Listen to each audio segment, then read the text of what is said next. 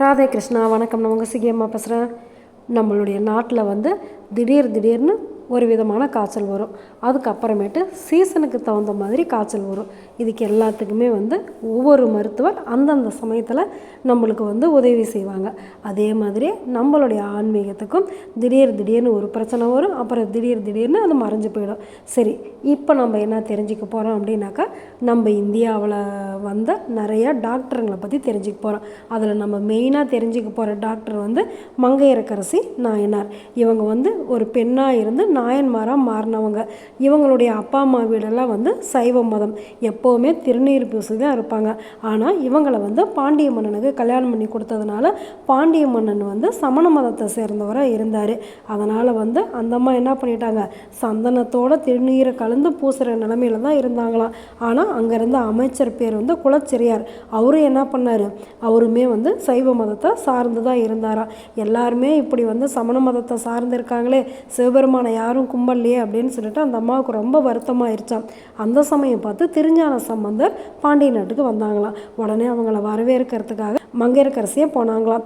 அப்போன்னு பார்த்து சமண மதத்தை சேர்ந்த ஒரு தலைவர் வந்தாங்களாம். அவர் என்னுடைய மதம் தான் பெருசு அப்படின்னு சொன்னாராம். அதுக்கப்புறமேட்டு என் கூட யாராவது வாதாடி வெற்றி அடைஞ்சிட்டாக்கா அவங்கக்கிட்ட நான் என்னுடைய தோல்வியை ஒத்துக்கிறேன். அப்படி யாராவது தோத்துட்டாங்க அப்படின்னாக்கா இந்த பாண்டிய நாட்டையே எனக்கு பரிசாக கொடுத்துடணும் அப்படின்னாங்களாம். அந்த சமயம் பார்த்தா அரசனுக்கு தீராத வயிற்று வலி வந்துருச்சான். அதாவது வெப்பு நோய், கேன்சர் மாதிரி ஒரு வயிற்று வலி வந்துருச்சான், தீரவே இல்லையா.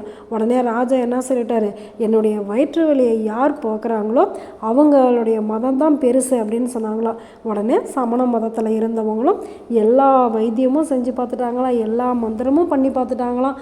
ஆனாலுமே ராஜாவோட வயிற்று வலி போகவே இல்லையா. இதே கதை மாதிரி தானே நம்மளுடைய திருநாவுக்கரசருடைய கதையும். அவரும் சமண மதத்தில் போய் சேர்ந்துக்கிட்டு அதுக்கப்புறமேட்டு அவரால் அந்த வயிற்று வலி போக முடியல அப்படின்னு சொல்லிட்டு அவங்க அக்கா சரணடைஞ்சு அதுக்கப்புறமேட்டு அவர் சைவத்துக்கு மாறி ஒரு நாயன்மாராகவே மாறினார். அந்த காலத்தில் பெண்கள்லாம் எப்படி இருந்திருக்காங்க பாருங்கள். உடனே திருஞான சம்பந்தரை கூப்பிட்டு மங்கையரசர் என்ன பண்ணாங்க, நீங்கள் தான் எப்படியாவது அவருக்கு நோய் குணப்படுத்தணும் அப்படின்னதுமே உடனே அவர் கொஞ்சோண்டு திருநீர் கொடுத்தாராம். அந்த திருநீரை வயிற்றில் பூசின உடனே பாண்டிய மன்னனுக்கு வயிற்று வலி சரியாயிருச்சான். அதுக்கப்புறமேட்டு பாண்டிய மன்னன் சைவம் தான் சிறந்தது அப்படின்னு சொல்லிட்டு பாண்டிய மன்னன் மட்டும் இல்லை, அந்த நாட்டில் இருக்கிற எல்லா மக்களுமே திருநீர் பூசணும் அப்படின்னு சொல்லி சொன்னாங்களாம். யார், மங்கையரசியார் அப்படிங்கிற ஒரு பெண்மணியினால் ஒரு நாடே திருநீர் பூசுகிற அளவுக்கு வந்திருக்கு அப்படின்னாக்கா சிவபெருமானோட பெருமை எத்தகையது அப்படிங்கிறது நம்மளுக்கு தெரியும். இதே மாதிரியே நம்மளுடைய ஸ்ரீரங்கத்தில் இருக்கிற பெருமாளும் அப்படி தான். ஆங்கிலேயர்கள் படையெடுப்புலையும் சரி, மோலாயர்கள் படையெடுப்புலையும் சரி, அப்போ அந்த ஸ்ரீரங்கத்தில் இருக்கிற பெருமாளை இங்கே வச்சு அங்கே வச்சு பாதுகாத்து நிறையா பேர் உயிர் தியாகம் பண்ணி அதுக்கப்புறமேட்டு நம்மளுடைய ஸ்ரீரங்க பெருமாளை காப்பாற்றினாங்க. இதே மாதிரி தான் மதுராவிலேயே. நீங்கள் மதுராவுக்கு போனீங்கன்னாக்கா ஸ்ரீரங்க பெருமாள் கூட பெருசாக தெரிகிறாரு. மதுராவுக்கு போனீங்கன்னா குட்டி குட்டி சந்தலையெல்லாம் கோவில் இருக்கும். ஏன் அப்படின்னாக்கா அங்கே இருந்த மோலாய அரசர்களுக்காக பயந்துக்கிட்டு சிலையை ஒவ்வொரு வீட்லேயா வச்சு பாதுகாத்து அதுக்கப்புறமேட்டு தான் நம்மளுக்கு இப்போ வழிபட வாய்ப்பு கிடச்சிருக்கு.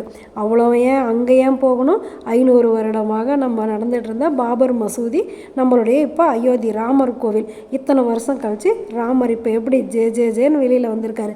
அதே மாதிரியே நம்மளுடைய சமயத்துக்கு எந்த விதமான தீங்கு நேர்ந்தாலும் அது எப்படியும் சரி பண்ணுற தீர்வு யார்கிட்ட இருக்குது, கடவுள்கிட்ட இருக்குது. கடவுளுடைய வழிகாட்டி யார், நம்ம தான். எல்லாமே நம்ம கையில் கடவுள் கொடுத்துருக்காரு. அதை நாம் தான் சரியான விதத்தில் பயன்படுத்தணும். இன்னொரு விஷயம் தெரியுமா, நிறைய புலவர்கள், அதாவது நம்மளுடைய காளிதாசர், அப்புறமேட்டு நம்மளுடைய தியாகராஜ சுவாமிகள், இவங்க எல்லாமே ராமர் மேலே ரொம்ப பக்தியாக இருந்த தியாகராஜ சுவாமிகள் என்ன பண்ணார், அவங்க அண்ணன் இந்த சிலை இருக்கிறதுனால தானே நீ இப்படி இருக்க அப்படின்னு சொல்லி அந்த சிலையை தூக்கி ஆற்றுல போட்டுட்டாரு. ஆனாலுமே தியாகராஜரோட பக்திக்கு மகிழ்ந்து அந்த ராமர் சிலை தியாகராஜரோட கைக்கு வந்துருச்சு. இதே மாதிரி நிறைய நூல்கள்லாம் நெருப்பில் போட்டிருக்காங்க, தண்ணியில் விட்டுருக்காங்க. ஆனாலும் அது மறுபடியும் திரும்ப நம்ம கைக்கே வந்திருக்கு. இதெல்லாம் பார்க்கும்போது என்ன தெரியுது, கடவுள் வந்து நம்மளை டெஸ்ட் பண்ணி பார்க்குறாரு. அதாவது உனக்கு உண்மையான பக்தி இருக்கா இல்லையா அப்படின்னு சொல்லிட்டு நாம் அவரை முழுசாக நம்பணும் அப்படின்னாக்கா கண்டிப்பாக அவர் நம்மளுக்காக இறங்கி வந்துடுவார். இந்த உலகம் வந்து எப்போவுமே நிரந்தரமானது. மனிதர்கள் வந்து ஆங்கிலேயர் வருவாங்க, முகலாயர்கள் வருவாங்க, சமணர்கள் வருவாங்க, அப்புறமேட்டு நிறைய மதத்தினர்கள் எல்லாம் வருவாங்க.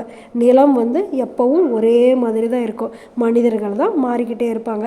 அதே மாதிரி பிரச்சனைகள் வந்து பலவிதமாக இருக்கும். அது வந்து மாறிக்கிட்டே தான் இருக்கும். அதை மாற மாற நாமளும் நம்ம மனதை மாற்றிக்கணும். இதை மாற்றுற வலிமை நம்மளுக்கு கடவுள் கொடுப்பாரு. அதனால் வந்து எந்த பிரச்சனைக்கும் ஒரு தீர்வு இருக்குது. அதுவும் யார்கிட்ட இருக்குது? நம்மக்கிட்டேயே இருக்குது. நம்மளால் முடிஞ்சதை நம்ம செஞ்சோம் அப்படின்னாக்கா கடவுள் எப்போவுமே நம்மளுக்கு துணை இருப்பார். தெரியல, இந்த ஒரு வாரமாக எந்த பதிவு போட்டாலுமே டக்கு டக்கு டக்குன்னு சவுண்டு கேட்குது. உங்களுக்கும் இது கேட்டிருக்கோம் அப்படின்னு சொல்லி நினைக்கிறேன்.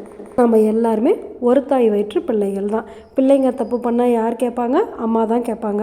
சொன்ன பேச்சு கேட்காத பிள்ளைங்களுக்கு அம்மா சொல்லி காமிப்பாங்க. அதுக்கும் மீறி பிள்ளைங்க சொன்ன பேச்சு கேட்கலாம் என்ன பண்ணுவாங்க?